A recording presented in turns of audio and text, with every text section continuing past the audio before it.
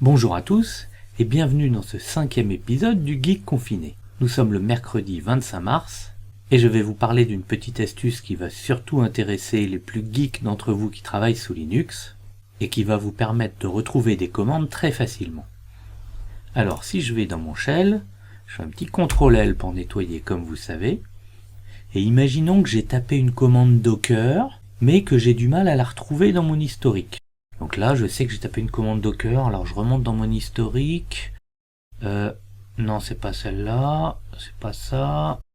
Je remonte, ça vous est peut-être déjà arrivé, et puis ça vous prend du temps de remonter, et puis vous la trouvez pas. Alors, il y a une façon plus simple pour faire ça. Il y a une petite chose à installer, mais je vais vous montrer le résultat. Je sais que c'est une commande Docker, donc je tape Docker, et après avec les flèches hautes, flèches basses, il remonte dans l'historique, mais il ne me donne que les commandes qui ont commencé par le mot-clé Docker, etc., etc. Comme ça, je peux très bien retrouver la bonne commande seulement avec le mot-clé Docker. Je peux remonter dans l'historique en filtrant sur certains mots-clés. Alors, comment j'ai fait ça?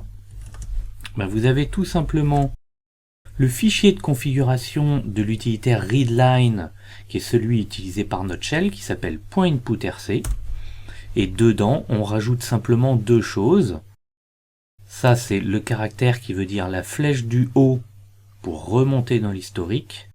Et ça, c'est le caractère pour la flèche du bas pour redescendre dans l'historique. Donc c'est extrêmement simple. Vous créez à la racine dans le répertoire de votre utilisateur ce fichier .inputrc. Vous rajoutez ces deux lignes dedans.